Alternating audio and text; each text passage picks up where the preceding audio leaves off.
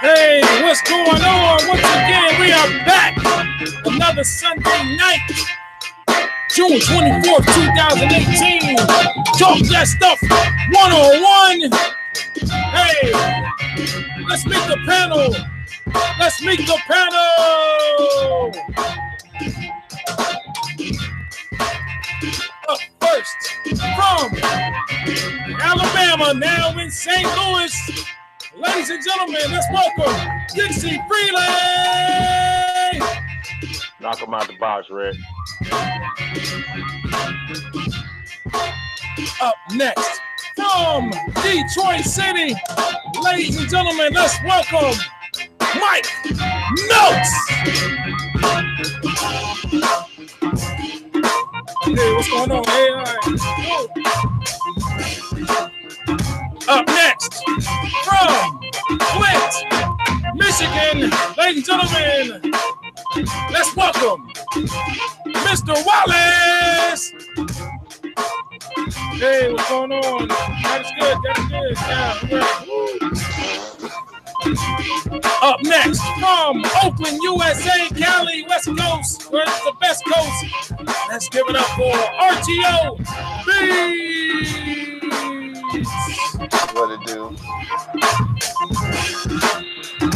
I am from Jersey, now in Florida. DJ WIDEBODY, and this is Talk That Stuff number 101. Yeah, let's have some fun. Let's relax. I forgot my damn energy drink in the. Come on back there, Dad. Also from North Carolina, he'll be right back. Let's give it up for Dap Dunlap. And this is Talk That Stuff number 101. Let's get it. Let's go.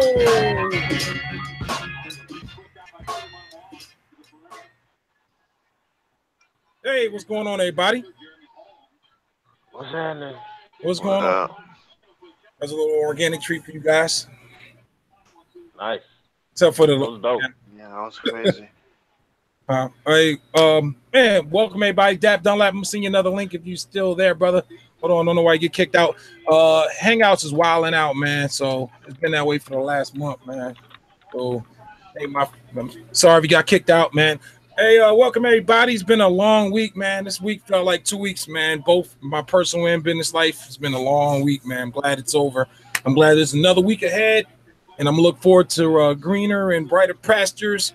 Meantime, I'm going to reflect a little bit on, you know, the series of events that has happened. I know we talked about a little on Friday. You know, along with that, we got some music that came out. You know, people dropping music and shit like that. What's going on? I'll start this. What's going on with these small ass projects, man? Is it that they think that the consumer doesn't have the attention span to sit there and listen to a 14-track album anymore, or is it like?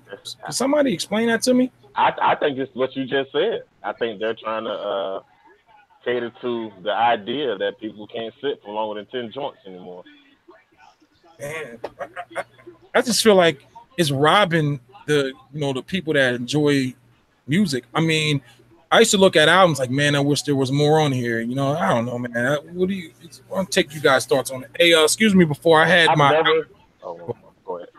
I was saying I had my outputs off, and if I was talking over somebody, I apologize. I couldn't hear y'all, so I'm sorry. Go ahead, No, Dixon. You it's all good? good. You good? Personally, I've never been a fan of like anything over 14 tracks. Like that's always been the perfect album. And 14, 12, I say 10 to 14 is like my favorite track count anyway, range. Right. Like the No Limit albums, they used to kill me with them 21 songs and all that shit. I never hardly ever made it through all those albums in one sitting. You know, once I get about 12 tracks, I'm done.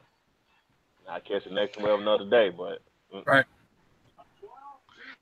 See, for me, with the No Limit, I wasn't mad at it because I used to listen to that like when I'm walking to go play basketball or whatever, or just got it in the background or whatever. So I'm not really tripping about it. But nowadays, yeah, I don't want to hear 20 tracks nowadays. Like back in the day, it wasn't that big a deal. As long as it was good music, I'm with it. And you gave me 20 tracks and only 6 of them were good, then nah.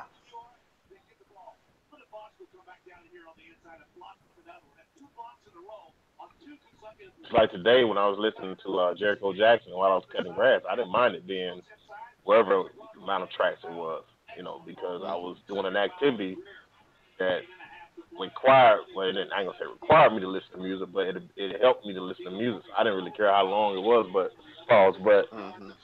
I think in general, people attention minds are shorter, but that don't mean that. But to your point, why about it? That don't mean you got to give us 5 fucking tracks on the album. You at least give us an EP of 8. But it is what it is. I guess it's all to build demand. Mm-hmm.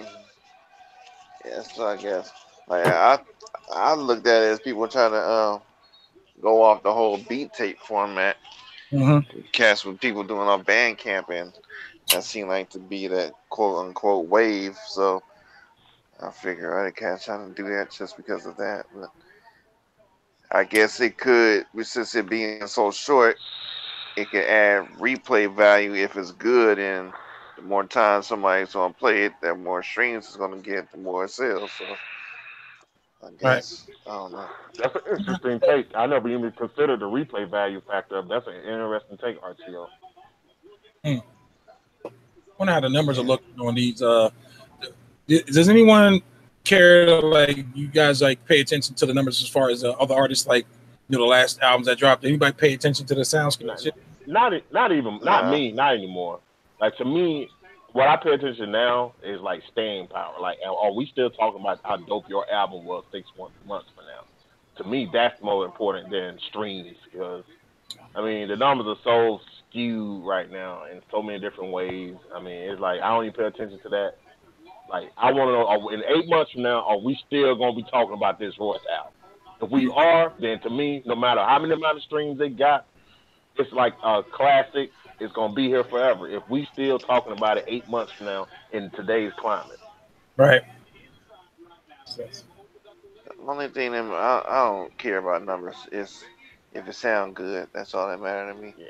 I'm like that too. Given the fact that what our style of music and our taste in music is not as popular as it used to be to different demographics, and we don't get Mm-hmm. any love from the radio, and like I don't count that shit anymore, man. But I'm just curious to see how the Pusha T album did, how the Nas joints doing, how I'm hearing now how the Ye album's doing. I just hearing now that Ye is I getting think. rap. Okay, I'm sorry. Go ahead, bro.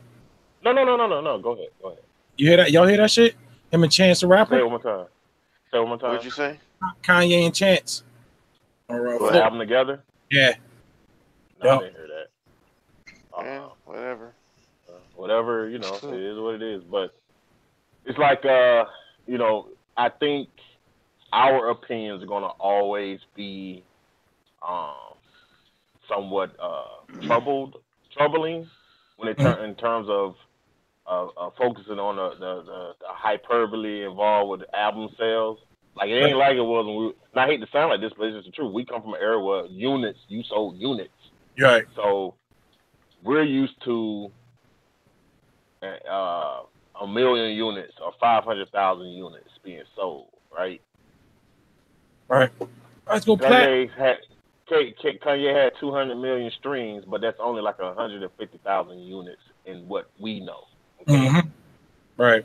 That's a flop in our time. You know right. what I'm saying? I'm right. But it don't mean the music ain't great. It just means that it's a different way of consuming music today, and it also the conversion is what's really fucked up. Like to me, 1,400 streams equaling 1 unit. That's bullshit. That's crazy. You know, that's not fair. You fucking listened to that album or you didn't. You know what I'm saying? Right. If you yeah, they gotta change that shit, man. They got some. That's totally biased towards the streaming outlets. Fucking yeah. They don't want to come up off that money. That's what that's about. I mean, I was thinking like, we got the unions, ASCAP. Don't let me start. I'm very clueless when it comes to ASCAP and shit. But you would think something like that organization where you pay into would be having your out. So they are.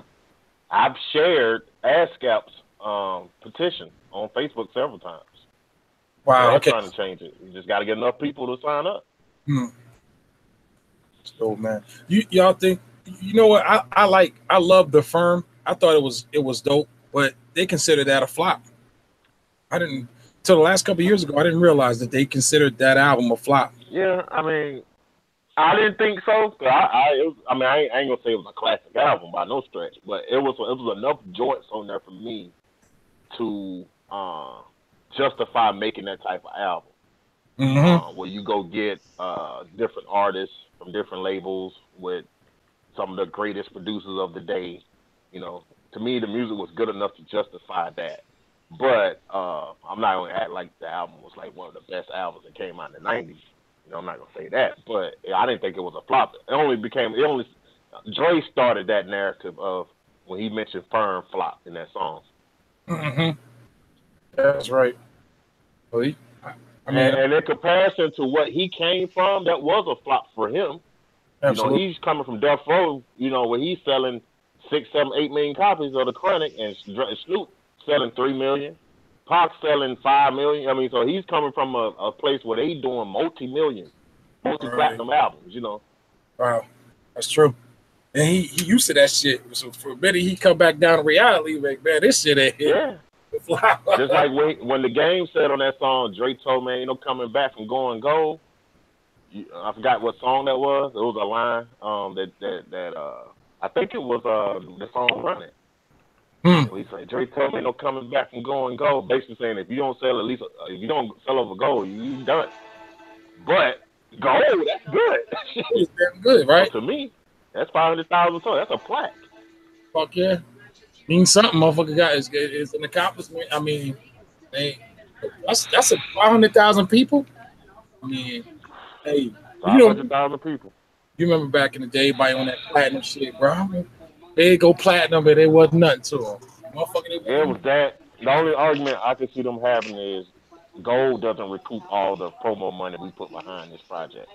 So if the game, let's say the game had a $2 million budget, which the budgets were crazy back then for videos and recording studios and producers and featured artists and all that.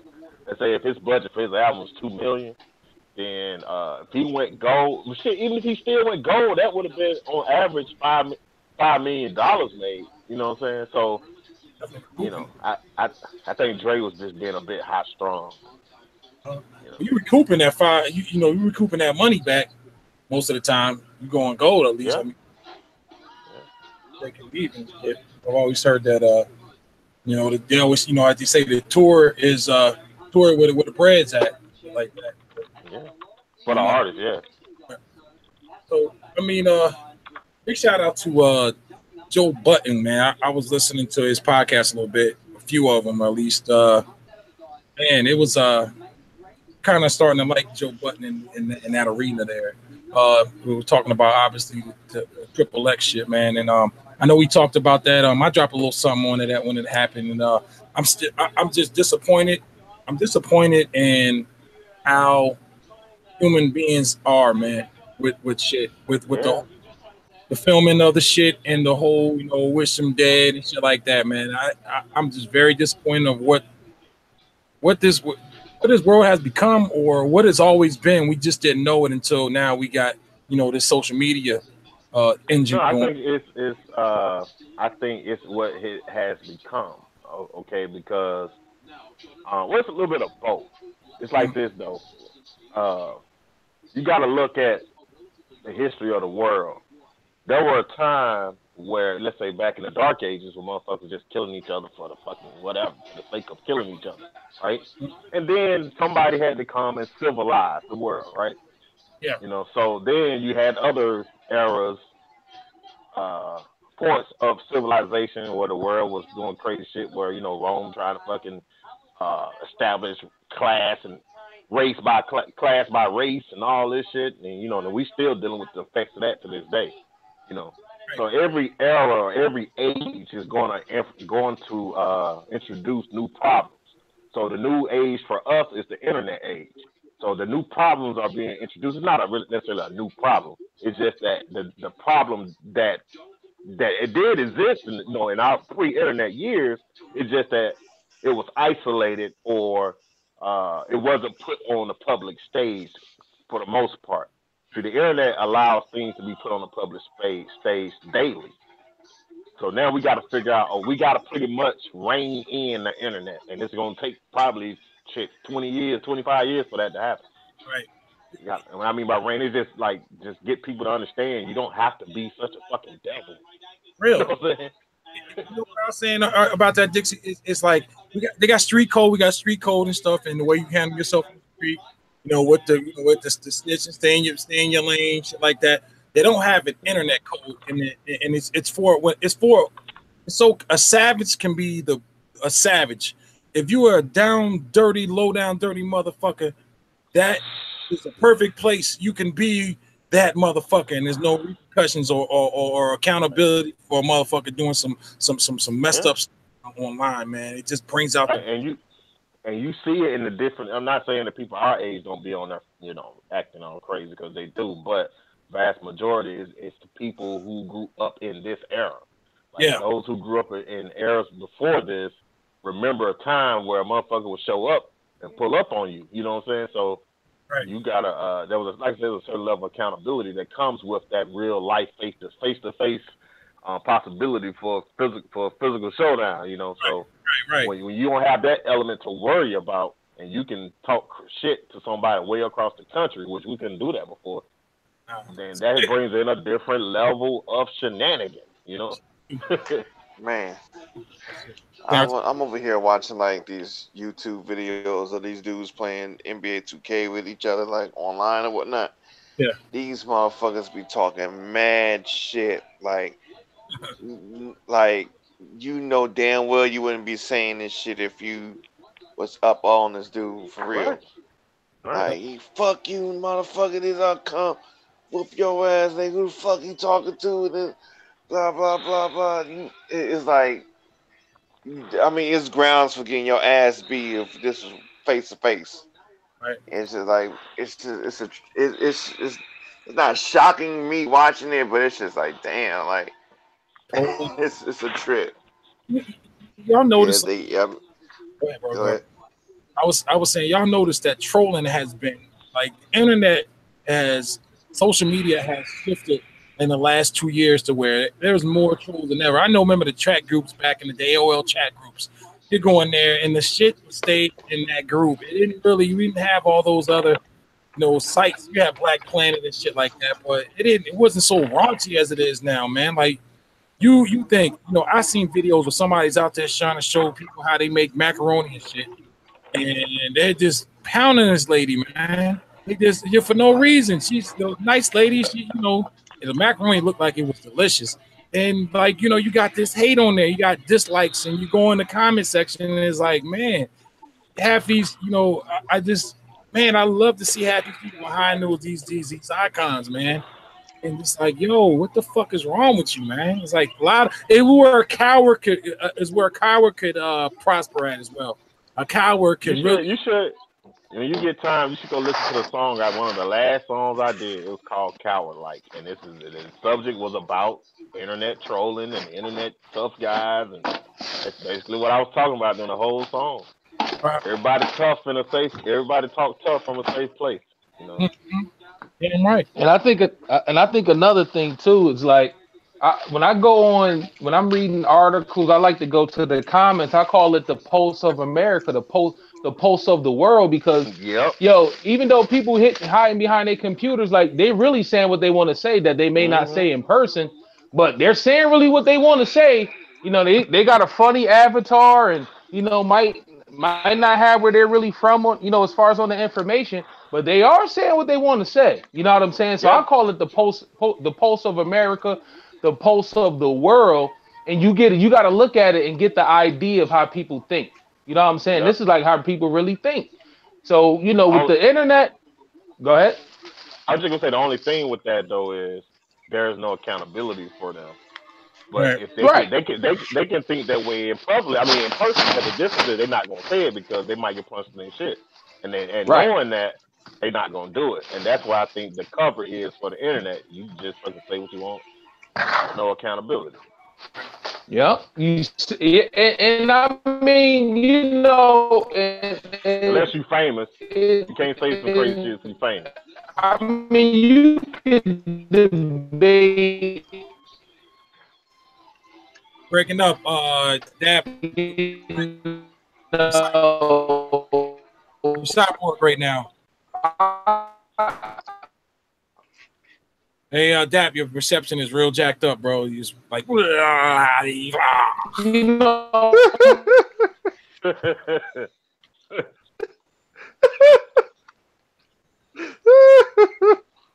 I'm sorry.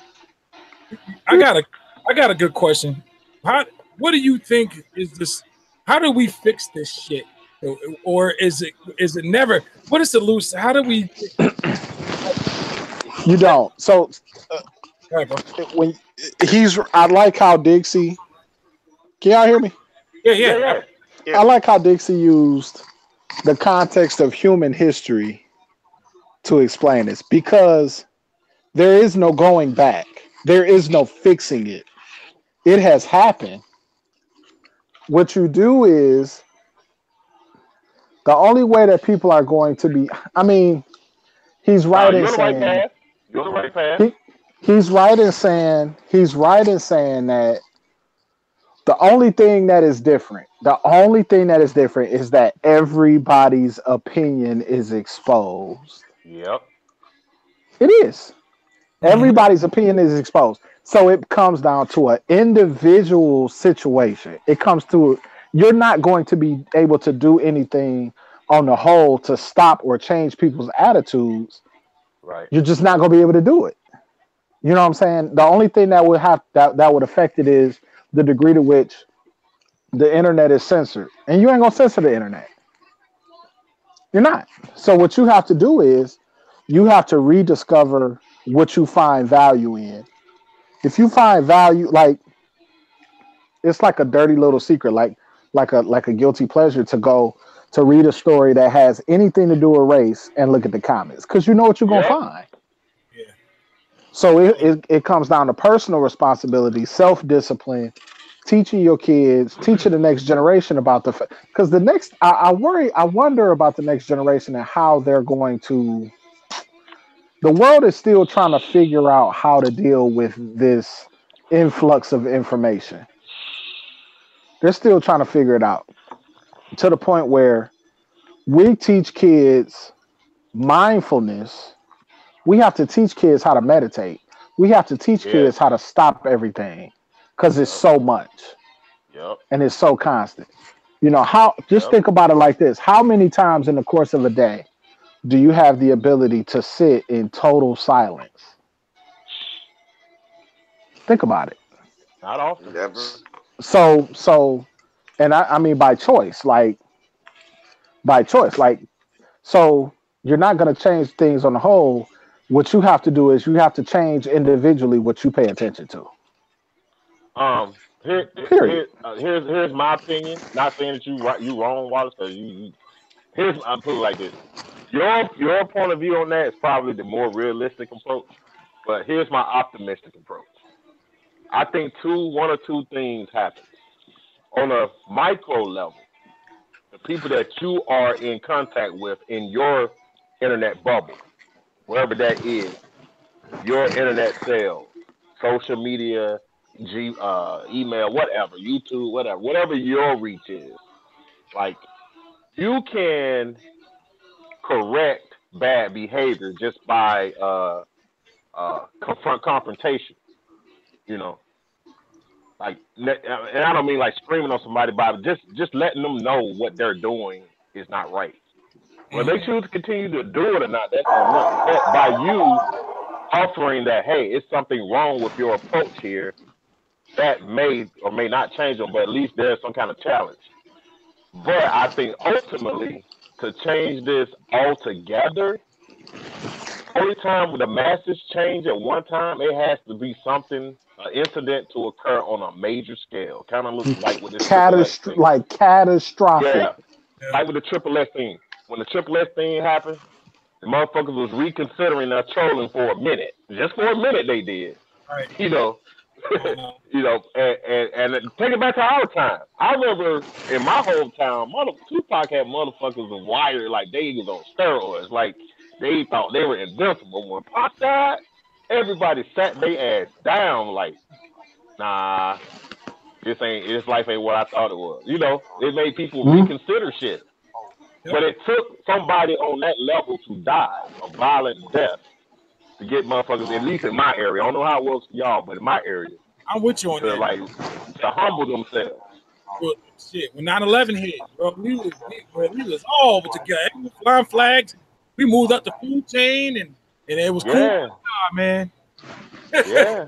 It takes catastrophic events to get everybody, like Magic Johnson with the HIV. Nobody was fucking cared about HIV before Magic Johnson got it. Well, I can't say that. It was. I mean, not at the level. I mean, it was there, but it wasn't like a household conversation. Yeah, it was out there. Magic took it to another. And consider the fact too, just real quick about Magic, like we didn't have to deal after Magic. We didn't have to deal with a bunch of other stars coming out finding out they had HIV. Who else did we find out that was famous that had HIV after Magic Johnson? Easy. Yeah, right. That's true. But that's true. One.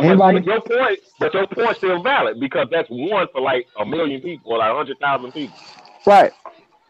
You know what I'm saying? That's nothing. When Easy had it, we knew about what AIDS was and shit.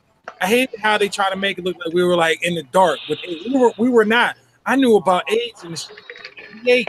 I remember, that shit was a big deal. But we knew, hey, if you have unprotected sex, you have a chance of exposing yourself to get it. If you share needles, intravenously. Yeah, it makes people more aware. That's what I'm saying. Like, of course, we knew of AIDS. As a matter of fact, I knew a man that died of AIDS when I was a kid.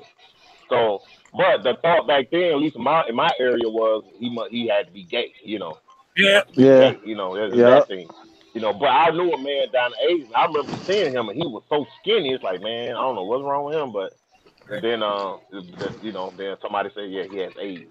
So I knew what AIDS was, but it wasn't like a conversation until Magic. That's the first time I remember people like openly around the table talking about it. Right. It was like, right. That rich son bitch got it. Nobody's safe. Right. So it's going to same thing with this with the current behavior of the internet. It's going to take something catastrophic to happen for people to like look at themselves in the mirror and say, look, do I really want to be this person?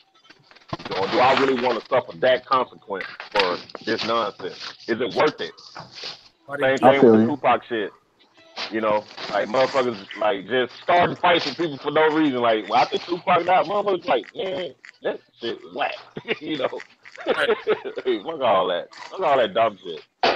Gonna be somebody trolling on the internet, somebody finding them and throwing brains all over the ground. And that shit going. I mean, because believe it or not, it is cats getting ran up on. I mean, I'm on a very small scale. Yeah. When I tell you that 70, when I was dealing with this kind of behavior from young people, 70 to 80% of aggressive behavior came from people talking shit on the internet. You know what I'm saying? And that's I completely agree with Dixie. It would take something like every time somebody really famous passes away, or there's something that has an effect on everybody, with the exception of school shootings, by the way. Every time there's something that's a major issue that occurs in the news, there is typically some kind of policy change. Yep. Or public interest change. Like when Princess Diana died, what changed? Well, what was there more regulations on? It will start to be more regulations on paparazzi. Yep, paparazzi. And what they could do. When 9/11 came, that's when they start fucking with the airplanes. And that shit has not happened again. And it is 18 years later, and it's still crazy as hell getting on the airplane. Yep. Man, you know what I'm saying? I was working on the road about that time.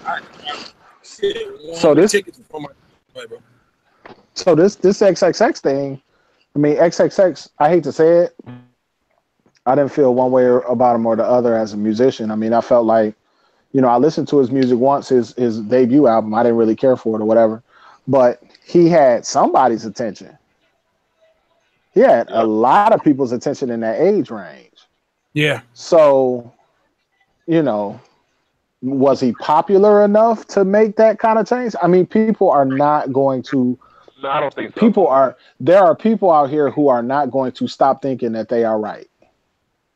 Period. We see it on Facebook all the time. Because after this kid died, it's still people on the internet. Like my boy Quentin Barrett, we used to do the podcast, Pick and Roll podcast. He stopped being on Facebook because it was just too much fuck shit on Facebook. And he came back the other day. I hadn't seen him in a while on Facebook. Right. You say that.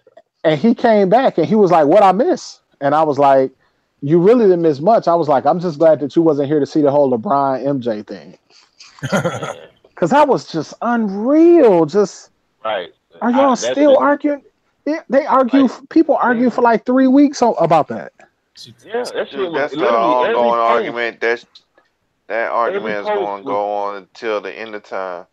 And that's why I said in my post, I was like, I'll be glad when this shit becomes passe, like Biggie versus Pac eventually did. You know, I mean, as long as LeBron played basketball. Yeah. We got to a point where we appreciated both for what they did. It wasn't a comparison thing, two styles, just drastically different. MCing, I give it to Big, but in terms of influence, I give it to Pac. But that don't mean one is without question. Without question. Right. And after a while, people got tired of arguing about that shit. I remember when people used to bring the argument up in college, we just used to do eye rolls, like, oh shit, man, change the subject, And I'll be glad when this LeBron and Michael shit get to that point. I mean, they overkill, bro. I like a good argument. Don't get me wrong. I like a good debate. It's just you get turned off from even doing it because they're still talking about shit, man. Really? As long as that man played basketball, there's going to be an argument. Right. That shit won't die until he retires. And it ain't going to die immediately when he retires. It's still going to last for a few years. But, the media, they know how to stir up the pot, too. They do. Shit. Yeah, I mean, Sports Center always coming up with, this stat and this stat. And they comparing this stat to when MJ played. Right. What LeBron put up this first rookie season compared to what Jordan did his first rookie season. Game it's just... they know how shit. Yeah, I always say about the media, they run for this whole Iraqi war. They definitely stirred the pot with that too, man. It was this is just fucking. That's like they Super Bowl or something, man. They have cameraman and Volusia and what I'm saying, the media, and they brought that stuff right to our living room, man. It's like a goddamn trial life, goddamn, like the media stirs the pot. Threat levels and shit. Right, man. But it's I see later on the FCC getting involved in this internet shit. I guarantee you they're gonna have some kind of, you do something crazy on there. You make threats. They're gonna get your IP address. They're gonna track your ass down. You're gonna have some Fed charges waiting on you. I see that.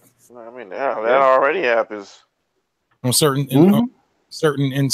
circles, or yeah. I mean, you say you talk some crazy shit on Twitter, say some shit about the president on Twitter, and I'll be on your ass real quick. I'm gonna say this to the young kids that are out there or watch this playback maybe down the road. Your IG and your Facebook and all those live shit you're doing, and you're doing something wrong, they're watching you. Yeah, they're watching you. They will find you. You are not safe doing crazy. Yeah, right. You know what? Another thing. Let me say this real quick. I think discretion has become something of the past too. Like motherfuckers have taken the idea of discretion and thrown that shit completely out the window in exchange for going the opportunity to go viral. Yeah. Right. And then someone should shoot themselves. Let's throw another. Go viral. What are they trying to go viral? I don't know the monetary gain as far as going viral on the IG or YouTube. YouTube, you can't even go. I mean, if I thought this shit goes viral, I can't get paid for it because I'm not monetized anymore because I don't meet the criteria. So there's no point. What? Be famous? Who wants to be famous, man? Not me. All these kids out here. I mean, just think about it. Like, it has no value in. I'd rather be rich. Don't get me wrong. I don't want people to know how I look and how my family looks and where I live. I don't want none of that. Keep that shit. Give me the money. I'll be a hand model or something, man. But I don't. Who want? What the hell kind of accomplishment is being famous? Just because you're famous obviously does not mean you're rich. But you could be known for some Not crazy. at all. But it's the illusion. It's the illusion of being rich because famous. You're put out there. Right. People know who you are. Yeah. You get different passes and opportunities to do other little dumb shit that's out there. I want my kid. Look at the whole that girl, that little girl, whatever her name was, little Tay Tay, whatever the fuck the shit was, little Asian girl. That ended up being some bullshit. Yeah, little Tay. That was some bullshit. I mean, look at that girl's mom did, man. Well, not her, just the mom, the whole family. Explain to that girl for some bullshit. Explain what's going on with that, man. Could you break that down? Man, this little girl, she was probably like 9 or 10 years old or some shit like that. Out here flossing on the IG. I got honeys, bitch. Look what I got, motherfuckers. I got this new Lamborghini, man. I got this shit. It costs more than your grandma's entire house. I'm out here doing this. I'm out here getting money with Wooty. Look, I'm in the studio with what's the name? You see my dog? You see this collar on this chain? This whole chain costs more than your entire school tuition. Wow. Oh, look, I'm in a new house today. I just got this house yesterday. Look at me. It was fucking ridiculous. Yeah, it was. She got exposed. All that shit was yes. I mean, and it was all scripted, of course. Obviously, because ain't no little Asian girl about to be sitting out there doing all that shit like that. They were telling her to do this and just for getting viral, basically. The mom shit. The mom directed this, or what? The mom seemed relatively powerless. The moms had to do with it too because the houses that they was doing this shit in, the cars they was doing was the first car was the mom's boss's car because the mom was a real estate agent. And they out here in front of these houses that she's supposed to be selling, but flossing in front of them instead. Only straight up. Moms had to do with that shit too. It was her, the moms, and the brother. But go ahead. I want to talk about old nigga famous. Can we talk about old nigga famous? Sure can. Start off. The fuck is Kid Capri doing with Funkmaster Flex, man? Yeah, explain that to somebody. I had no idea. I got it. Go ahead, bro. So I don't know what happened. I don't even know the whole story. I was looking at Kid Capri in this fucking hoodie, this damn cloak looking like the Emperor on Return of the Jedi and shit. Yeah, nigga look like Assassin's Creed and shit. Right. You know what I'm saying? The pencil thin ass mustache and shit looking like Joey Vega. Like calling out Funk Flex, Because saying Flex, that he can out DJ him and this, that, and third. He'll put racks up. I'm like, bro, you 61, cuz. yeah. But you know what the thing is? Well, Flex is always, I'm tired, I'm a king, I run the city and all that. And then, you know, when you say that, well, you heard the whole thing with the, Right. yeah, you know, But okay, See, I mean, I don't know what happened with what did Flex say? Because I figured Flex said I'm something still not first, and sure. then I was hoping that one of y'all knew the story because I just saw the video and I yeah, was I like, just saw the man, video too. But it's messing come it with, on, seemed like man. Flex said something first, but it's Flex. He's always, still. he says all the time, you just Flex out here. You get tired of it, man. You know, you, And Flex me, I mean, what I saw, Yeah, but the that way I don't took it mean was, you don't have to accept somebody's Flex says, bullshit though.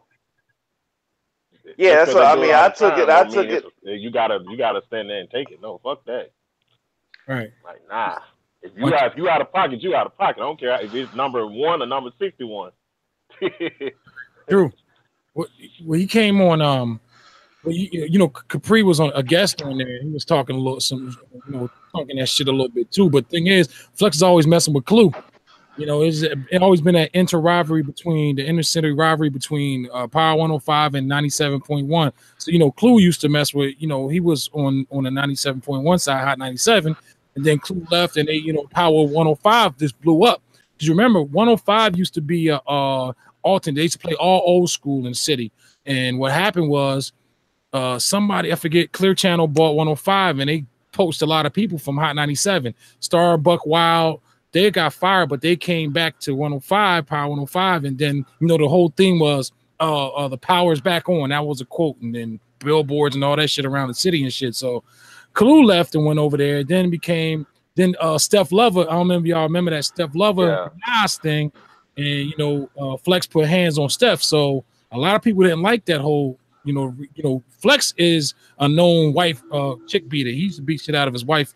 Him, you know, his man Just Ice, they used to beat, that's their thing. So a lot of you know, a lot of people don't really mess with Flex like that. And Clue, it started between the Charlemagne shit and then the Clue things, and but you know, who's the top in the city, and Flex, you know, Flex just runs his fucking mouth. So now, you know, it's like, man, you keep saying you run the city, and you know, you ain't got your ear to the street no more. You 50-something years old, bro. You're not in the clubs no more. You don't know the pulse of the city. You don't break records anymore. You don't do what you used to do. Somebody made a point. You know, that man hasn't progressed in almost 30 years. He's been back in the day when Pac was running around the city and Biggie was running around the city. He was doing the same damn job.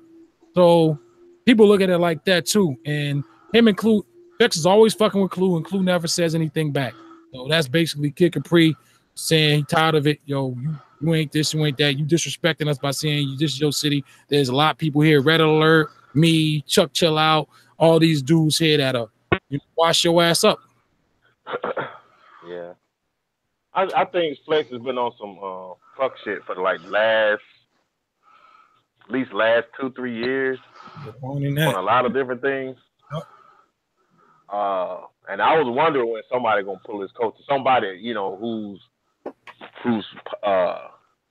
seasoned enough and who has enough clout on their end to pull his coattail, right? To challenge him on some of his wild ass notions that he do. Just some of the wild shit he do, like you for the culture and all this shit, but you fucking got Drake freestyling off a fucking Blackberry. Really? Yep. That okay now? The only thing he got is those freestyles. That's the only lane he's got right now is those freestyles. That's it. Lex ain't running shit, man. I'm glad Capri said something to him, you know, and I don't think it's going to go as far as that because, you know, and you're right, Dixie. The last few years, Flex has been on some bullshit, bro. I used to like Flex back in the day. I did too. It's like it seems like he's doing whatever he can to stay relevant, to stay in the conversation. It's like, you know, even with the Tupac stuff, it's like, dude, you going kind of hard for somebody you know. If they was here, they would be on your front door right now. You know he would. You know Pac would. You sound like this is some coward shit, and he's gonna, and he don't even care. You talking crazy? You Yo. the best from the city. Yeah. You got to prove it to me now. Now you got a war you got to run through. Kid Capri. Can y'all hear this? Yeah. So do what you got to do. Get on your radio station. Tell all your 9 million viewers or listeners that Kid Capri is on your ass. Because that's how it's going to go. Yeah, we still family. I still love you to death. But you need to spank it. You talk too crazy. And you talk too crazy. And I'm going to shut you up. All right? Yeah, meet Kid. Let everybody know. The whole music industry. The Kid is after you. What you want battle for names? You can't use Flex no more if you lose. I can't use Kid no more if I lose. Damn. What about 100,000? You want that? Let's just do it for fun. How about that? Let's go on the. We should have did it at Summer Jam in front of 60,000. Yo, Flex, you talking greasy? Wow. Let's hear more. You always pick So what on they talking about? DJ Having a Clue DJ contest? and all the less ferocious DJs that don't bother you. Come see me. Come see me. I love you. I got love for you. Shit, you play my records. We like family. We have conversations, all that. But when you say you the best of the city, you shitting on me, Red Alert, shitting on Scratch, you shitting on Grandmaster Flash, you shitting on every DJ that come from the city. Let's just say what it is. They not gonna say nothing to you because, you know, I don't know. I ain't saying they ain't gonna say nothing, but a lot of people ain't gonna say nothing to you because they scared that you ain't gonna look out for them and hook them up. I just told you a minute ago, sometime you act funny. You told me why you texted a funny dude. You know, we supposed to be men, right? And if I give you criticism, you gonna be able to take that, right? But you ain't take that like that. So let's play. What's up? Let's play. All right? Now you in my arena. I don't talk shit. You know what I'm saying? I don't talk shit about I'm the best. I say I'm the world's greatest because the people gave me that name. Now I'm a proof. My nigga, you always picking on DJ Clue and all the less ferocious DJs that don't bother you. Come see me. Come see me. I love you. I got love for you. Shit, you play my records. We like. Oh God. When you get on the radio, don't forget to tell them, you know, after you talk all your shit, you know, your funk flex shit, you know, your slump flex shit, your dunk flex shit, your punk flex shit, you know, all your shit. When you start talking all your shit, make sure you tell them that no DJ downtown was talking on a microphone to kick the pre-brought it down there. Make sure you tell them that. When you say that you got your style from everybody else, shout to my brother Red Alert, my uncle Red Alert, and the great Chuck Chill Out. Absolutely. But when you talk, make sure you say that when Kid Capri came downtown from uptown, nobody was talking on the mic to Kid did in the building in the powerhouse. Nobody. And that created a whole career for DJs all over the world. Make sure you tell them that. Let's tell them who the mixtape king was from the beginning to I Stop. Right? Okay then. And then many more. You tell them that. When you tell them who the... Oh wow. Yeah. Oh wow. Capri don't say nothing, man. You know, when you ever see Capri and some shit like that, man, I say they should do it for the culture, man. Go ahead, do a scratch off or something, man. Put the AARP cards up or something. Yeah, he's bugging. Because quiet as kept. I mean, from what I've been told, Jazzy Jeff would eat both of them up in terms of mixing. That's what I've heard. Jazzy Jeff is pretty cold. He ain't no slouch neither, and Flex ain't no slouch neither. Let's get down. They all decent. They all got a skill set now. You know, they do. So I ain't talking about radio DJs, but consider the culture of the DJ and how much it changed. Real. You remember when everybody had a DJ? Yep. DJ Tap Money, fucking 3 Times Dope had Chuck Nice. Shit. And my man, shit, Big Daddy School. Kane. Who was Big Daddy Kane DJ? Mr. C. Mr. C, yep. DJ Enough. EPMD had DJ Scratch. Yep. Low Profile had DJ Aladdin. What they do now? Just go on tour and play these people's shit. And basically. They move back in the chat. Cut Creator, nigga. Cut Creator. Yes. I used to love the names like Mixmaster Ice. Yep. You know what I mean? The DJ was the shit. Now the DJ, I don't know what direction the DJ. Was Oh, Eric? I thought Eric B was trash as a DJ. he was just put behind the wheels, man. Eric B ain't had it like that. Yeah, a little bit scratching him, but nah, yeah, I'm with you on that. Eric B looked like he used to punch niggas for living though. Real. he messed with was cool with 50, the old 50 Cent. The real 50 Cent, huh? Yep. Eric B was a street. He was a discreet dude. Eric B is who Suge Knight checked in with in New York. Mm-hmm. Somebody was saying something. Wow. Somebody was saying Eric B. Bennett's one day on the radio. He called in and like, whoa. I mean, I got a family. Like, yo, you can't be put my business out there. Like, first of all, where you hear that from? Like, nah, man. I'm talking about me, like right now. For real. You will get punched in your shit. And he was going to run. He was going to run Death Row East. Mm-hmm. Man, I wish that would have happened. What do you think would have how that shit would have went down? You think it would have been that it had some would it would have gave them a run for their money? Somebody would have got murdered. I hate to say I it. don't think it would have been that good because the artists they were signing were way beyond their prime, like Craig Nice. Yeah, I forgot about Craig Nice. That's Melly Mel. They had Melly Mel. nah. They had Big Daddy Kane. That's the only one I would pay attention to. Everybody, they was beyond their prime. I can see a murder. I can see a Murder Inc. But actually, a lot of people don't know this. The first artist that was signed to Death Row East was Craig Mack. I heard that somewhere. Craig Mack performed when Tupac got shot in Vegas. He was at 662. Wow. He had just left Bad Boy.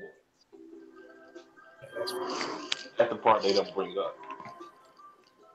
Right, because one thing I didn't say respected about Craig Mack. The stories I've heard recently was, when Big came in, they went to, Puff went to Craig like, yo, you're gonna have to change what you rapping about up. We on some old, we trying to, talk to the ladies and shit. We going to some old Mac shit right now.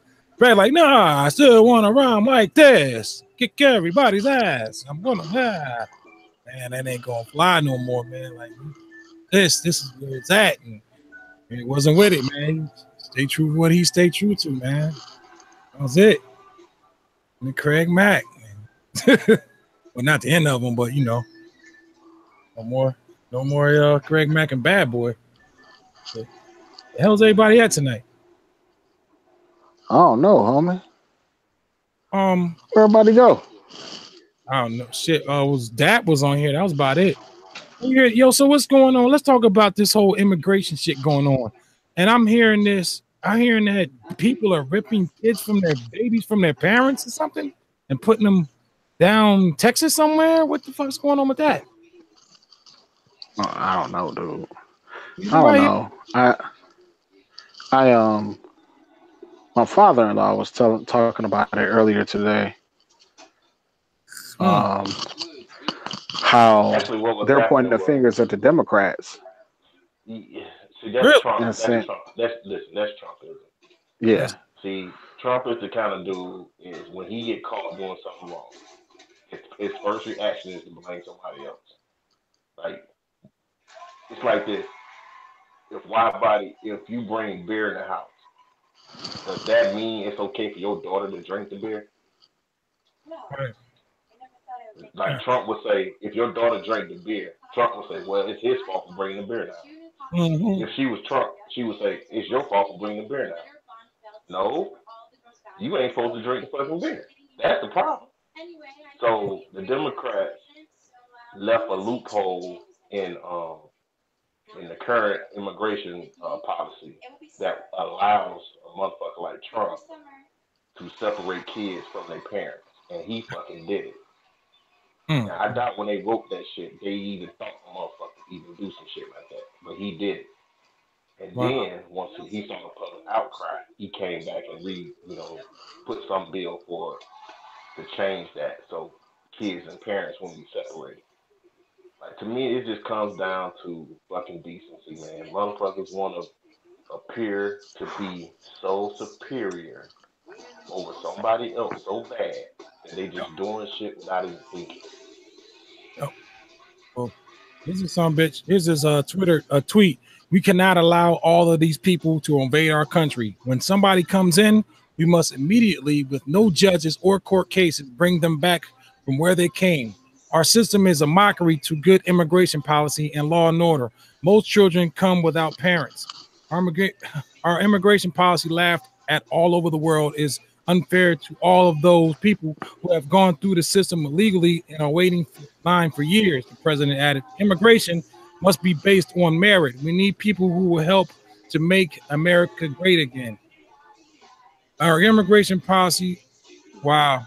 So basically he's saying that if you right now, if you are undocumented, you should be took immediately took back over where you came from. What are y'all thoughts on the immigration? Let's just start there. What are your thoughts on people coming into the country illegally? Because my thought has always been, number one, let's keep things in context. The motherfuckers pushing forward these rules, they fucking immigrated here and fucking stole this land to begin with.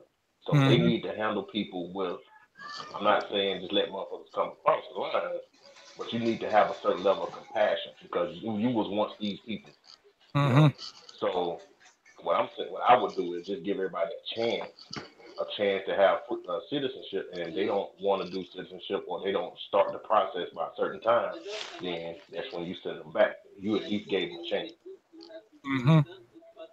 and you can decide on the numbers. You know that each, you know, whoever's in charge can decide on how many you gonna let in per year or whatever.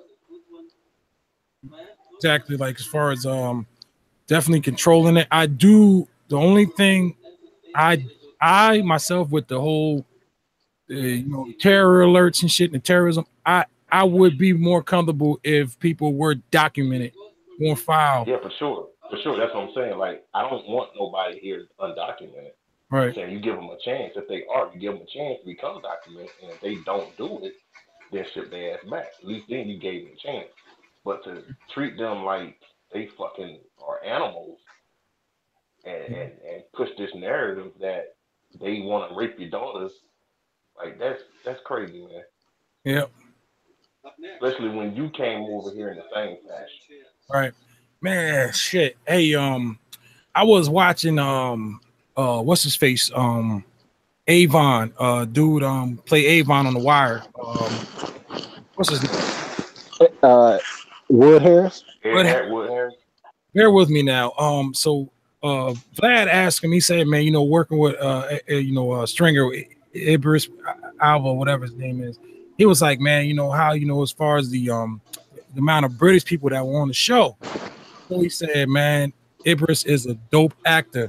He said, over where he's from, these guys study Shakespeare, and him being black over there, they were more in touch with African traditions and the history of Africa as far as identifying of who he was and where he came from. He says over here, we're not to introduce to Shakespeare and when we're going to school, and we don't have any we're not taught publicly about Africa and all the other good shit. So those guys over there have, even though they're in the UK, they're in touch with the whole the old African traditions and shit like that, and as far as identifying who they are and who their ancestors were. And I thought about that. That's some real shit though, because we don't. To least as far as hope I worded that right, but Yeah, that's I mean what you said is true, but I'm gonna tell you why that's true. Okay, for one, um, we've always been discouraged in looking into our history. Like, we the only group of people that are encouraged to not talk about our history. You know why? Because our history, uh, by default, it hold it what's the word I'm looking for here? It kind of somewhat vilifies white people, and rightfully so. yeah. So they don't want to hear that. So that's why our history is for the longest in school, and at least in my school, it's shrunk down to a month. And although it's Black History Month, we really only talked about it for 1 week. You know what I'm saying? Right. And then, and they always monitored who we did our book reports on. Like they had to prove, they had to make sure we picked a safe Negro.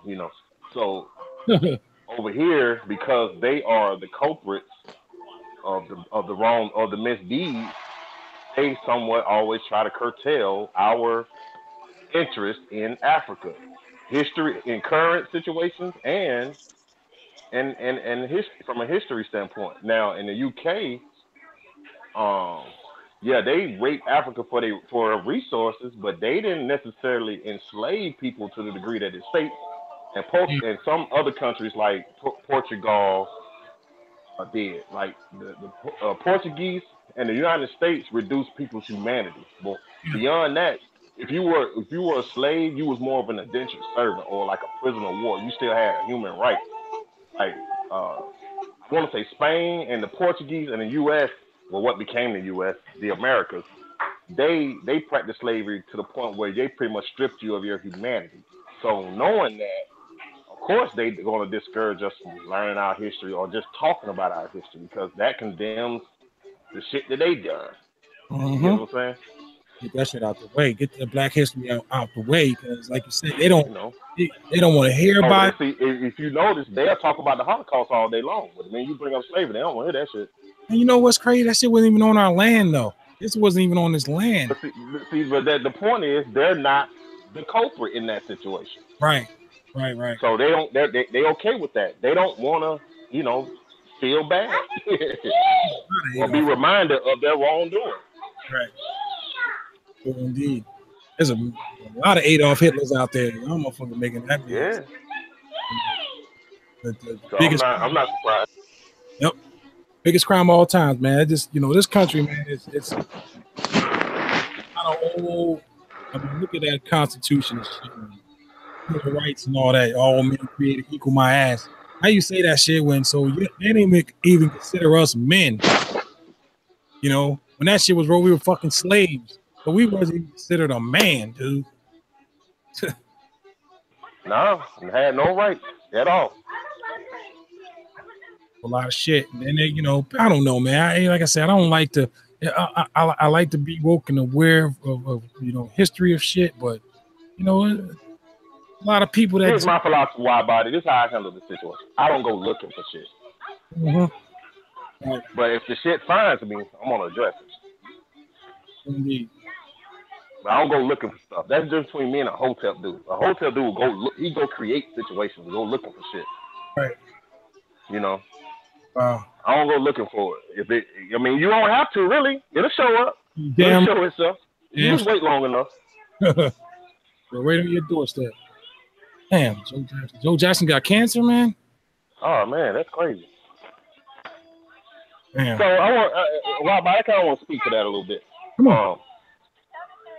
I don't know if you know this, but I've been on this. I started this real serious health kick post our brother's personal situation, who I would not name or I would not go into detail. Gotcha. No. So since his situation, I kind of got myself trying to get myself together. So I pretty much gone on this. I was already a part of a gym, but I actually started going again about a month ago. I'm talking weightlifting. I'm talking spinning class, which is cycling, high intense cycling, interval classes, doing all that stuff. But I wasn't seeing any difference. So then I went on this on last Wednesday. Actually, this bad cut. Last Saturday, I came down with some virus, man, and got really sick. So Father's Day, reason why I really wasn't as active Father's Day, because I was slept pretty much the whole day. I was ill. I was really messed up. So I was messed up from like Saturday to like Tuesday. Then Tuesday I started, to finally keep some food down and stuff. And then I somehow, just YouTube searching and stumbled across this YouTube video about why you're not losing weight and all this stuff. Because I know I was putting in the work.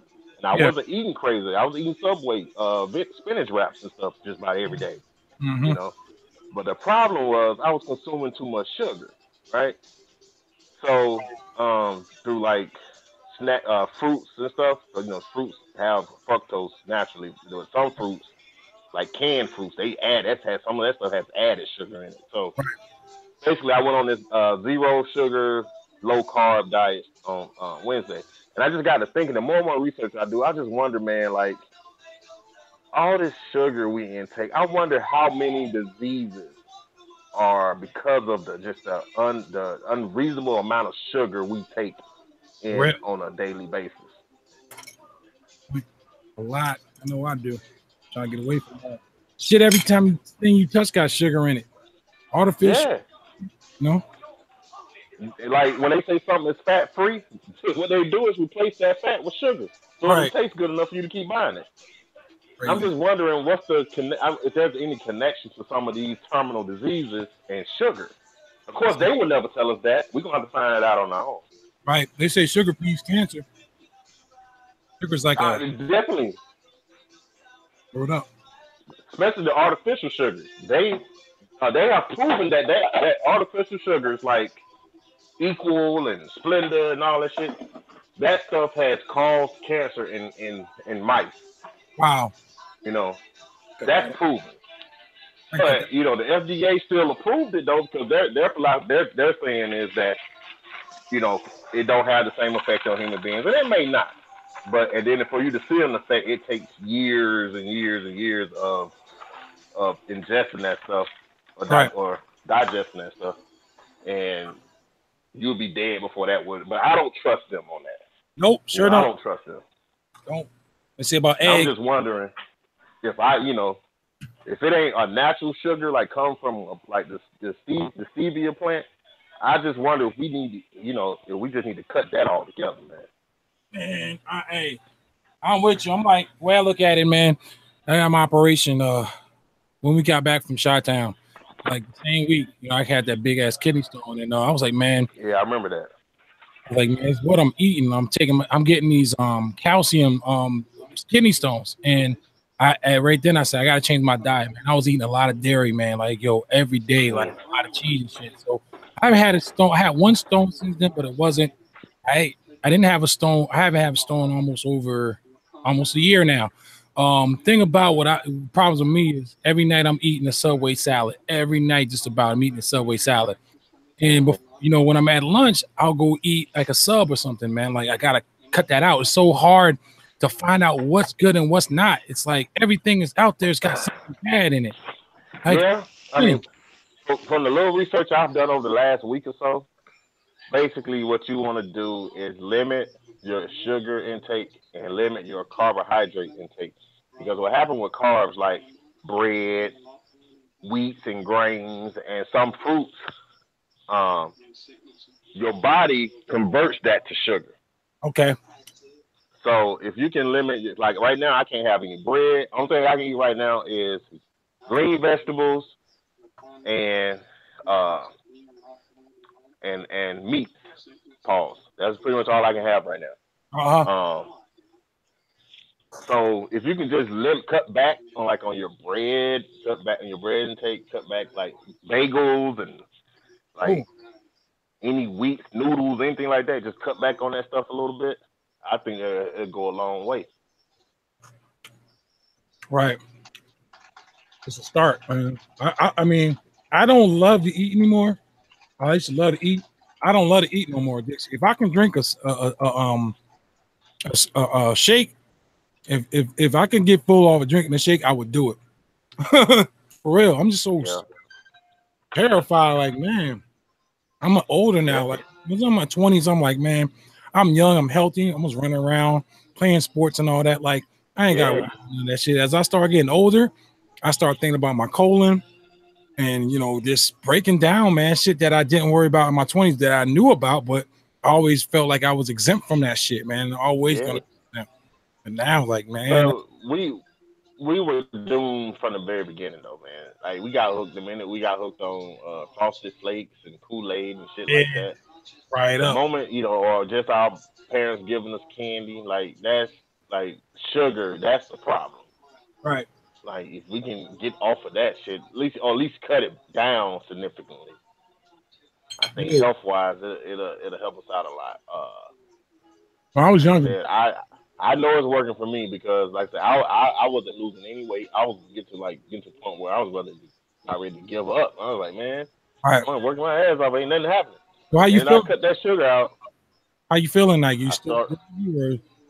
I'm not feeling the best because my body's still adjusting to it, Yeah, not having any sugar. So I'm kind of like a damn fiend, to be honest with you. gotcha. But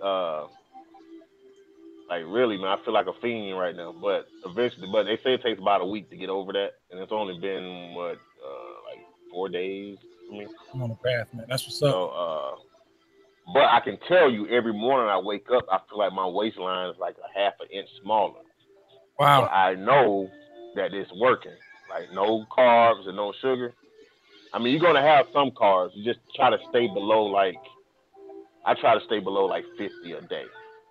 50 carbs. You Okay. know. You count calories or anything, or is that not even necessary? Actually, I no, it's not really the same thing. Like you can count calories if you want, but I've done that before. But even when I was in my best shape, I'm talking playing three sports in high school, playing college football. When I was in my best shape, I always had a gut, and the reason why I always had a gut is because I never paid attention to carbs. Right. The reason you have you have belly fat is because of carbohydrates. So now I'm changing my approach. I say the hell with the calories. I'm just gonna watch the carb intake and just see how that reacts. And I can tell you right now, it's already changing me. You know. Right. So basically, I mean, I eat whatever I want. You know, as long as it's a meat and a green veggie. You know, and the only fruits I can have is like berries, like strawberries, raspberries, and blackberries, because they're low in sugar content, low in fructose Damn. or fructose, whoever between who you ask. Um, but I can tell you, man, like I'm starting to think a lot of our problems stems Or from sugar. I agree with you on that, man. 'Cause it's too. I've done that, like, because I'm guilty of having one energy drink a day or a cup of coffee on my way to work. If I don't have Mm. that, it's man, I feel like man, something ain't right, man. My body's like, oh man, but I didn't have this problem. I used to drink a lot. I don't drink anymore. I occasionally have a drink here and there, but I can, and I probably had a drink in about probably since freaking Chicago. And when I stopped drinking back in 2014, I didn't eat sweets when I was never a sweet guy, and my coming up, my mom, we're not allowed to drink like Kool-Aid and stuff if we weren't eat dinner with it. We couldn't drink the milk, we couldn't drink Kool-Aid unless we sitting down. And the other time is water. So I grew Hmm. up, I really wasn't a sweets guy. And when I, definitely drinking, definitely wasn't sweet. As soon as I stopped drinking, I got this sweet tooth that I could not explain, man. I like cakes and all kind of stuff. And my weight, man, I'm usually around 227. That's probably the most I'll get. I'm like 251 right now. I cannot Body get was craving the sugar. burned up Yep. because of the liquor. Liquor, what it provides, I drink a lot. I get shit face every. Yeah, I was man. I know I'm a fiend right now. Like I'm just upset. Don't read. I have to keep reminding myself you're not really mad. right. Snap You on know, somebody yet? like I did Friday night at the restaurant. What happened there? She was take, she was just taking too long, man. And I was like, look, man, look, if you don't have it out here in a reasonable amount of time, we gonna be relocating. We're gonna be taking our talent somewhere else. Oh man, um, I'm glad you made the change, bro. Good luck to you, man. That's a luck. Make it through Yeah, man. Gotta do something, man. for real. Gotta get myself together, man. Oh, that person that we won't say, that was a big wake up call, man. It was. I know that person was since I know him. He was on that no sugar Right. and Right. And this right here ties into the shit we were talking about earlier. Although this is on a micro level because we're only dealing with about 20 to 25 people affected by this, right? This is what I'm talking about. Like, you could have told me, yeah, Dixie, man, you need to ease up on them fries. You could have told me that last year, and I was like, nigga, I do what the fuck I want to do. You know what I'm saying? But when something drastic happens, like we were saying earlier, when something drastic happens, it will change your mindset. Yep. It will force you to be critical of, think critically, and it will force you to reevaluate yourself. Absolutely. You see what I'm saying? And this is what we were talking about earlier about the internet. Sometimes it takes something catastrophic, like Wallace said, to to get society to self-correct itself. Right. Well, or go through self-correction. I don't know if they had any more. I know they had 2 more warrants out. The guy they got was not in part of the. He was in the truck. He was kind of shot, but that guy hurt. He's in prison crying right now, in jail crying. Probably spilling the beans, man. That's what he get. Like, You gonna only a rob him? fool would do all that. Real. All that capping. All right. Trying to rob somebody, bro. You ain't trying to catch a murder charge, man. Heard a dude put a fight up, bro. He said he. I don't know. It's sad though, man.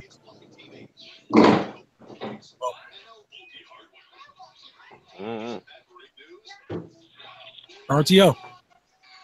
So, what are your thoughts on the whole Triple X situation, man?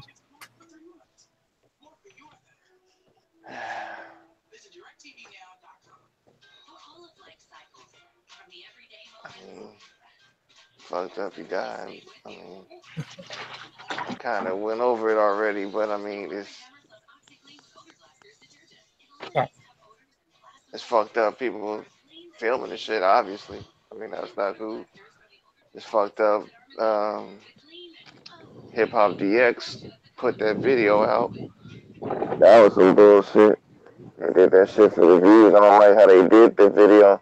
First, I don't like how they started off the video like it was some special shit. You're like, alright, breaking news, something. I think Triple X is dead, and they show the video and show his body and all that. And then, like, fucking 30 minutes later, then they come with the somber video, like, oh yeah, we just heard news that Triple X has passed, and we want to give a shout out to his family and all this, and try to act like they didn't make that video, but at the same time, not delete the first video and shit. That was some bullshit. He was dead in that video, bro. I'm sorry. Yeah.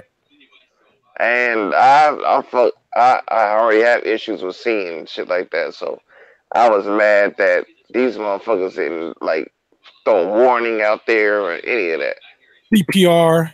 I seen some performance. I didn't feel like it. And then like this is on YouTube. YouTube should have flagged that shit. Something should have happened. Like that was like a literal dead body. Like, come on. Like what the fuck? Yep. But yeah, I mean it's sad. But. It's crazy, man. Nobody was doing first responder shit. Trying to revive them. No pulse, but here's a picture. Pulse. No, put them on the ground and I'll give them the air or something. Like, yo, that's sad. That's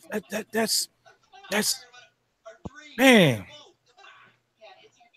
These people were thinking about, let me get this shit on the internet so I can hopefully my shit go viral. That was a fuck the dude in the car. Oh, he's come on, man. Right. I'm with you, man. It's crazy. Nobody there said anything. There was there's more than one person there. There was not a sensible person there to say, hey man, what are you doing? Why are you doing that? Anybody get a doctor or something. Nothing, man. Somebody do that for me. If I was shot up in the car and not at a pulse or whatever, and family, that's what I say, man. Family is, and family and friends, bro. Real family and real friends. And like, there's a lot of messed up people out there, man. It's a lot of they just didn't start because of social media and the internet. It's always been there. It's like all these child It was there. pedophiles. It's just now those people have a platform on a public stage. Yep. Yeah. I used to watch that Catch a Predator shit, and they got guys, prominent people coming in the house to try to meet with a 13-year-old girl or boy, and doctors, and then you got some of them that get caught twice and shit. Like, man, it's not because it's on TV. Like, there's been that pedophilia shit going on a long time. People got child porn and shit on their computers, and they go raid their house and get a warrant to get a computer. And they found all kind of stuff on it. Got a guy went to the house to meet the girl, found something, kind of sensed something was funny, and tried to leave. Hanson tried to grab him, the dude hauled ass. Cops arrest him, take him. They found a room key on him. They matched the room key to a room. They go to the dude's room. He got all kind of film and video equipment and shit set up in the room. Like, then they found out he got a child porn. Like, what the fuck is wrong with these people? And this dude was a regular limo driver, man. Wow. More than one, man. Like, some sick feet people out there, man. Damn, bro. Yeah. Like, we got daughters, bro. Like, man, if I could, my daughter would stay with me for life. You know what I'm saying? Or, I don't know. No, which is. It's like, I don't want to be part of it, bro. Don't want to be part of it. You on that. It's like I said, it's like the dark ages again. Yeah. Fuck yeah.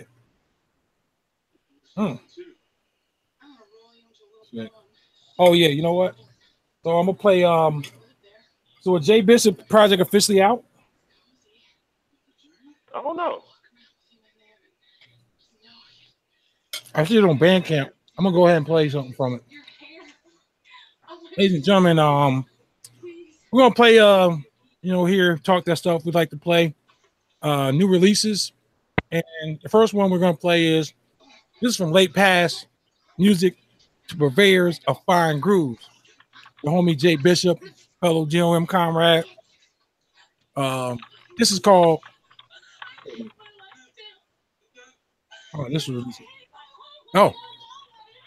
this project called the Watch Club, the new Watch Club album, Oscillator Oasis, is going to be available on July 6th of 2018. I'm going to play the headline single off of that project. This is called High Pass Filter. Here we go.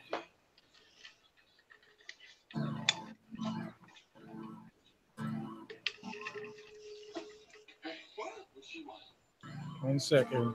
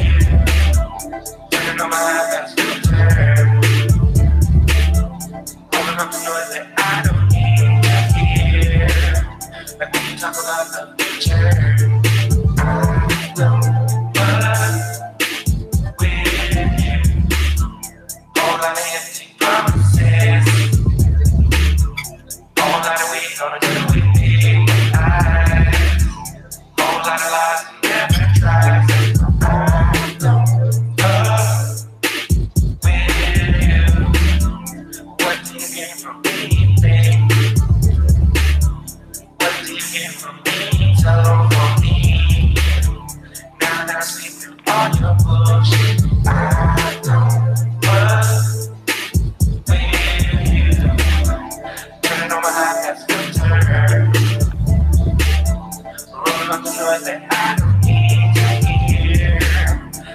talk about the future. I don't fuck with you. Turning on my fast filter. Rolling up the noise that I don't need to hear. But when you talk about the future, I don't fuck with you.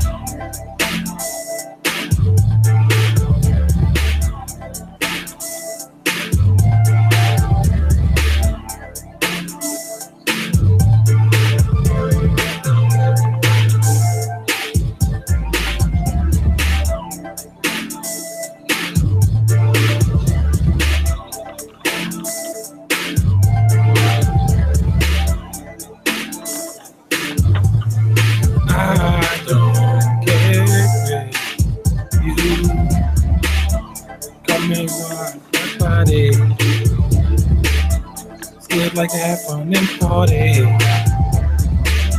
I do this every day of the week.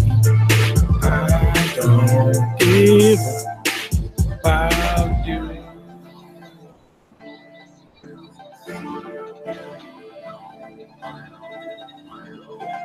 Again. I don't care.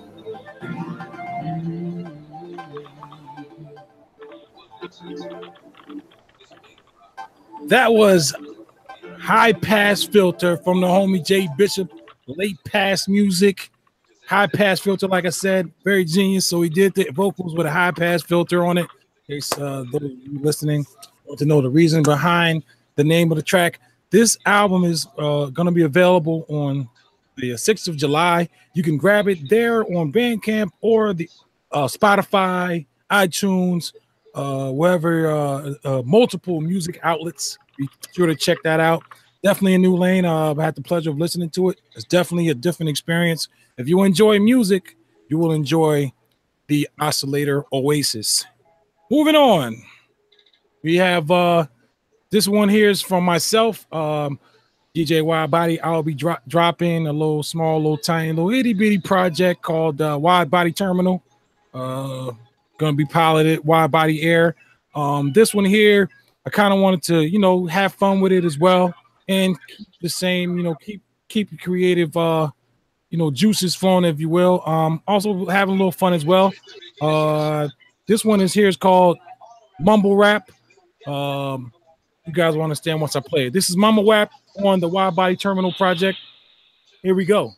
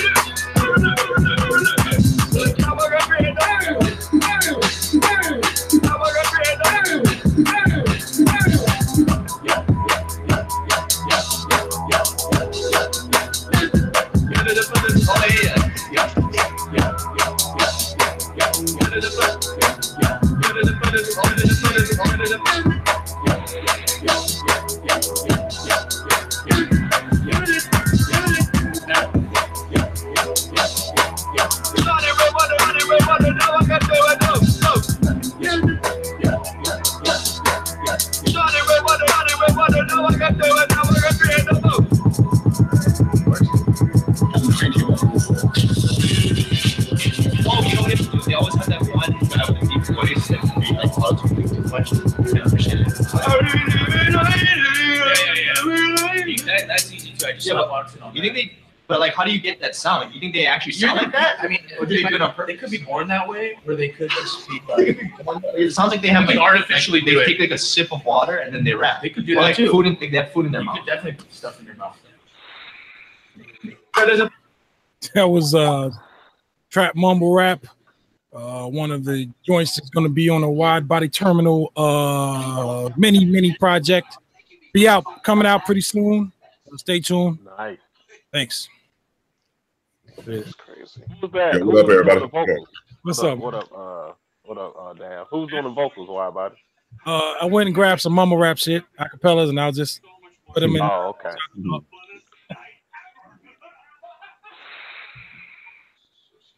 What's going on, Davenport? How you doing, brother? That beat y'all got circulating is fire, dude. Thank you, brother. Fire. That's dope. Thank you, man. Yes, sir.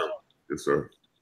Miss J Bishop, Bishop on another mission, man. I played something off his coming project.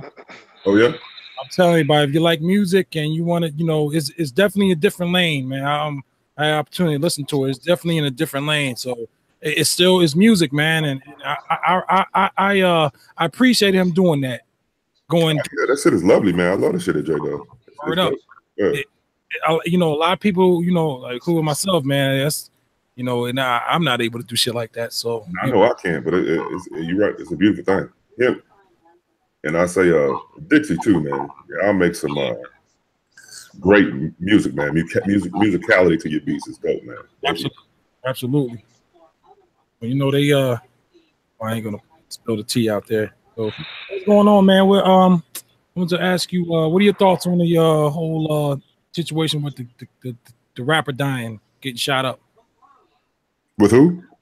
That rapper. Oh, that's crazy, man. That's senseless, man. Crazy. All this shit going on is crazy, man. That's just retarded. I think he was trying to make a turn too, man. Trying to make a change. Yeah. Life. He started speaking about positivity, which I like because that's one of my sons. My sons broke up about it, man, because that was one of his favorite artists, and that's the only reason I knew about him because my son turned me on to him. He was. They said he prided himself. I said some shit about him a few years ago. I was like, a couple years ago, I said I could see him really. He really could rap. He really could rap. Yeah, he's nice. Yeah. It took me a minute, but after hearing a few things, I'm like, okay, I see the potential. Yep. And then that last, I can't remember what the song is, the one, the controversial one. I thought that was dope. I thought it was much needed. I thought it was well done, and it surprised me coming from him. And I thought he was making a turn on trying to make a change for the better. I thought, and I think he was. And that was senseless act, man. This shit is crazy. I just, on top of that, I also want to talk about, a lot of outlets out there where, a lot of bloggers, video bloggers were basically saying, he should be ready, glad to see him die. And he hit women, he beat his girlfriend up a couple years ago. And people were forgetting that this kid was 20 years old.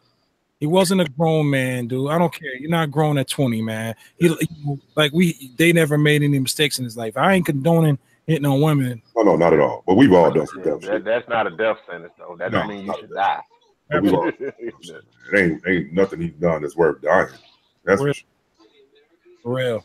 And shit, the girl he beat up, she went to a candlelight vigil and they kicked her out of there.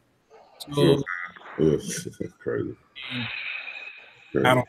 It's sad. It's sad. It just opens your eyes. And like we've been talking about before, as far as the internet is concerned, it's like no code on the internet, man. It's like not, man. And I don't know how you can, but it needs to be. It's like it's a free fall, man.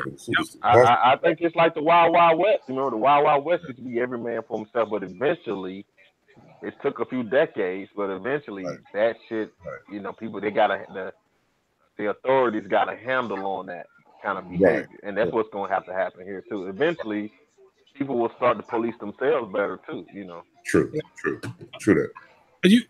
I was saying something before too, and you know, people were saying, you know, these millennials running around. It's not going to take someone like you and I, or anyone in our demographic, to speak to these kids to try to you know, talk some sense into them. Even as far as life is concerned, what kind of music they make, any of that shit, that all is going to have to be done by them. Right. It's going to have to be done by them. It's going to have to be somebody in their demographic that has a good outlook on things and can talk. You know, basically, to reach them. We're not going to change anything, because with the time when they were coming up, and we had the time to mold these kids.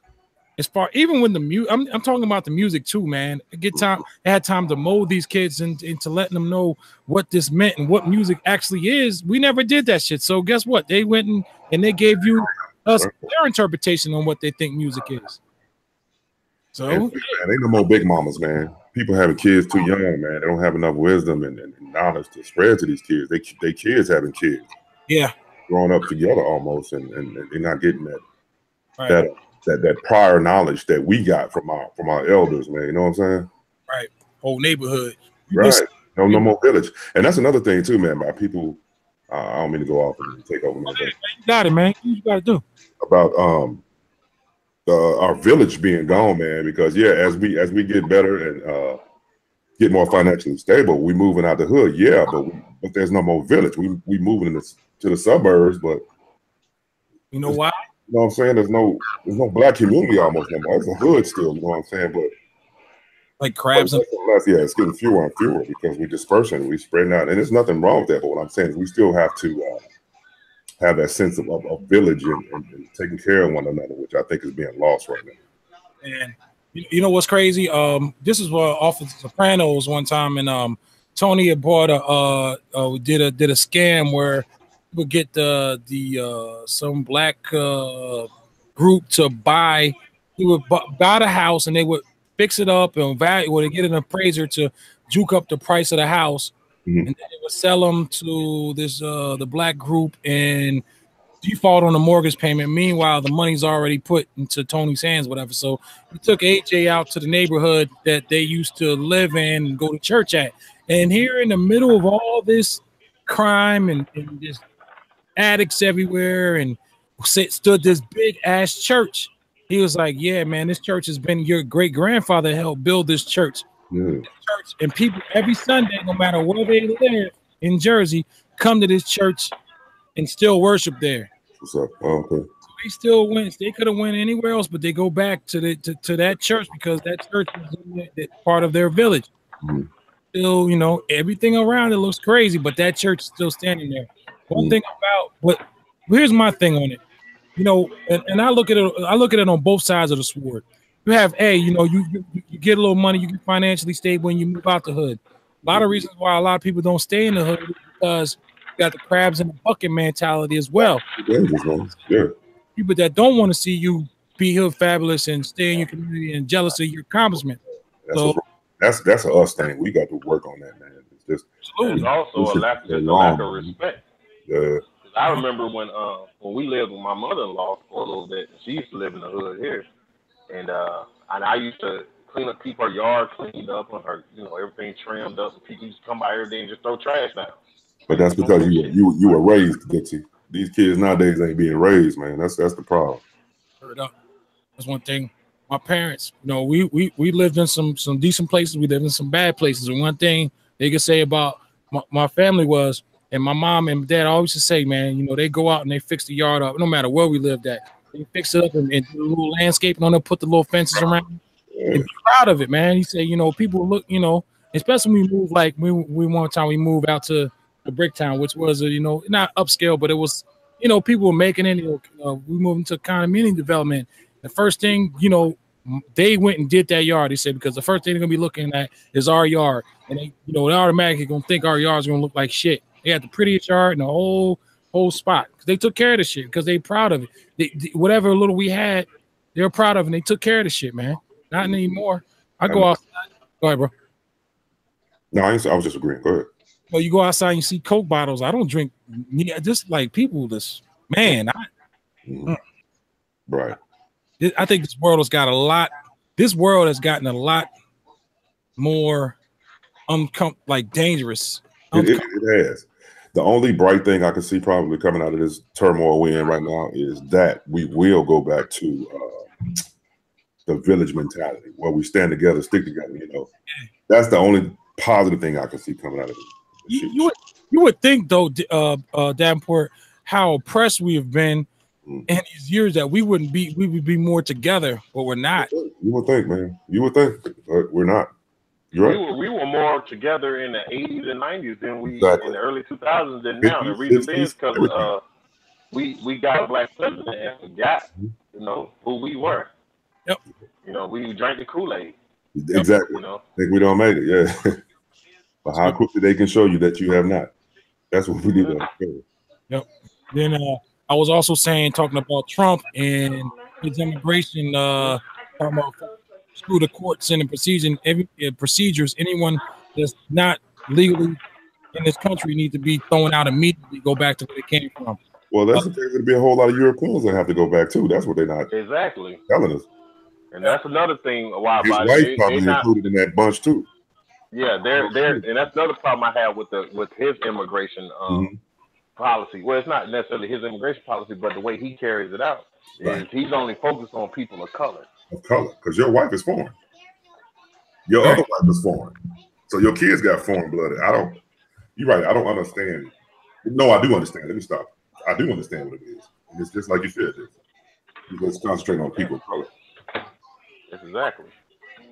I just started this. He made that clear when he said why when he referred to places of color as shithole country. Shithole country. He said that.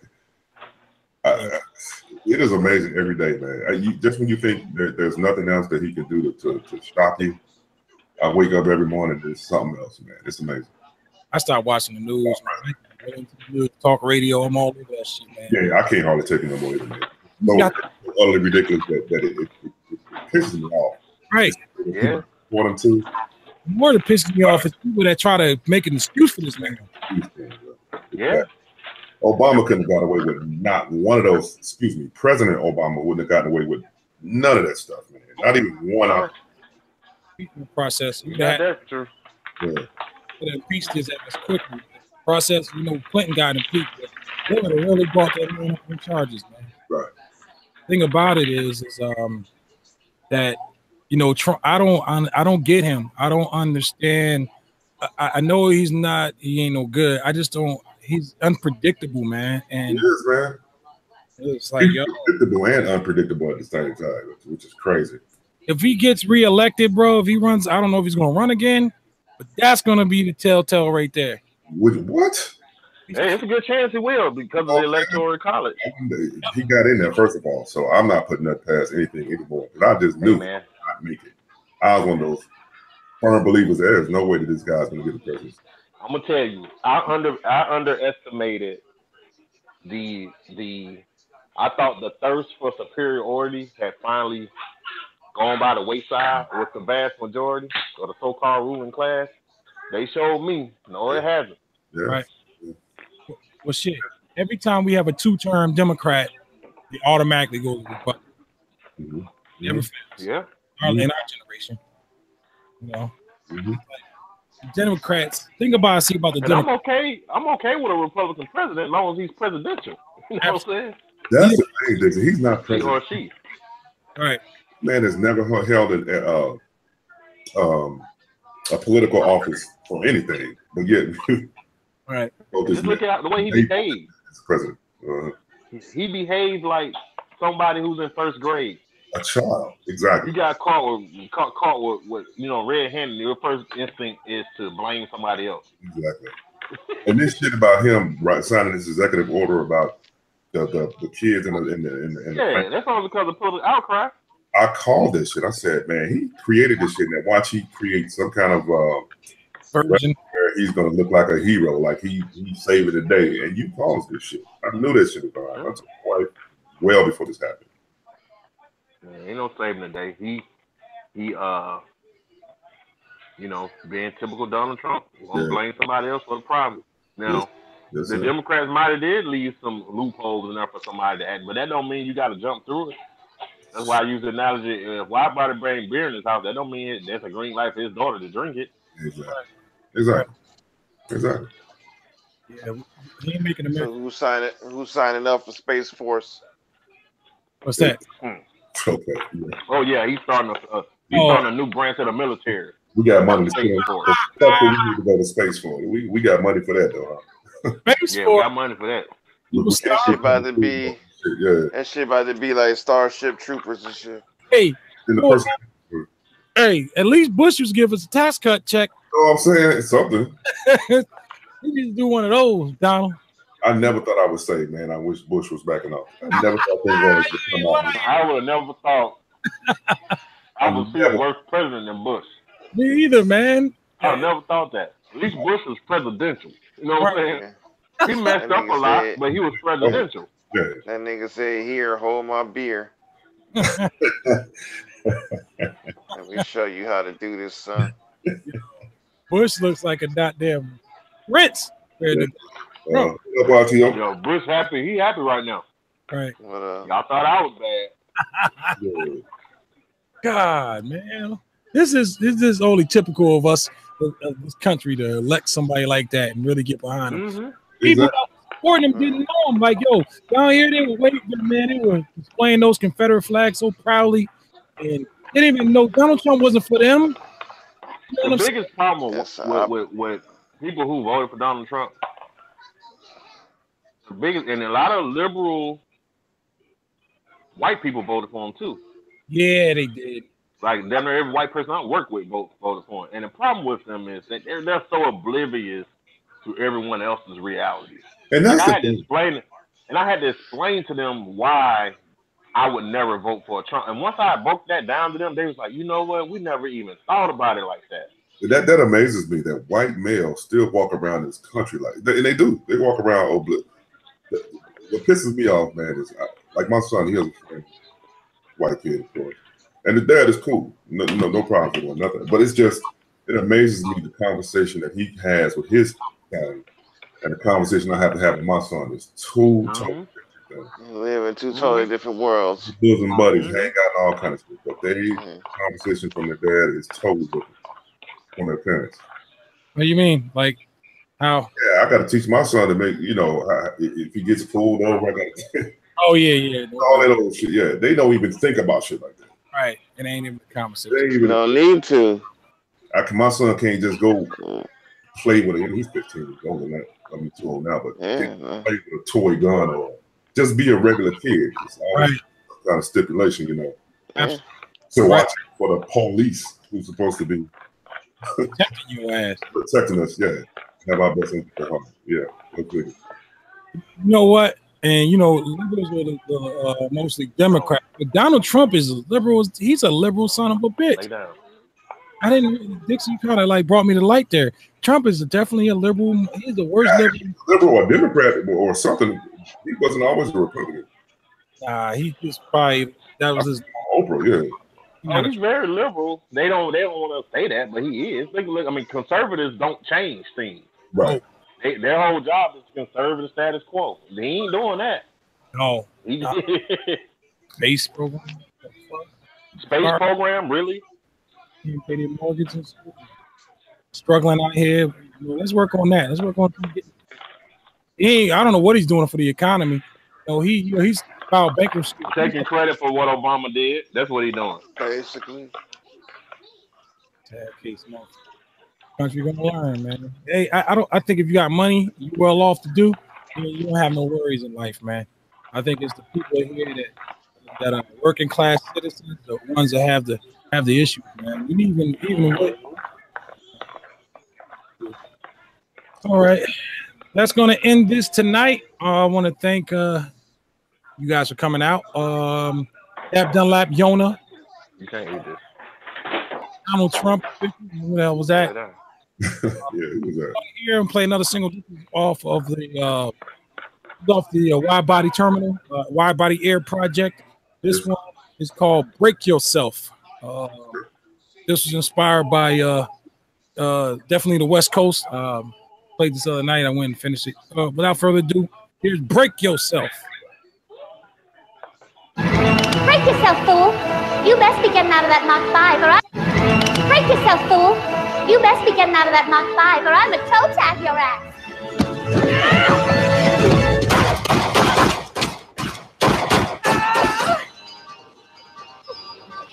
You know, they say that the first skill is supposed to be quite difficult, but I find it easy. In fact, rather fun. Take it! Do it!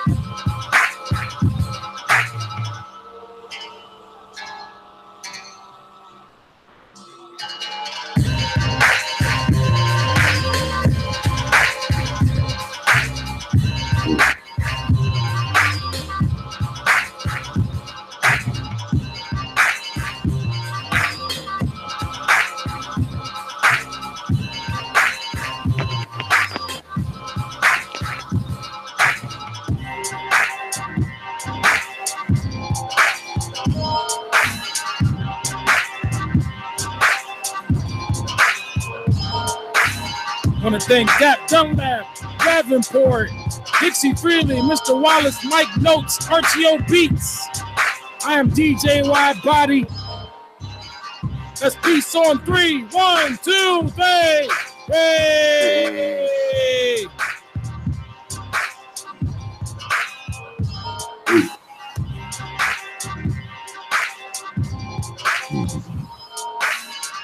That's it, y'all.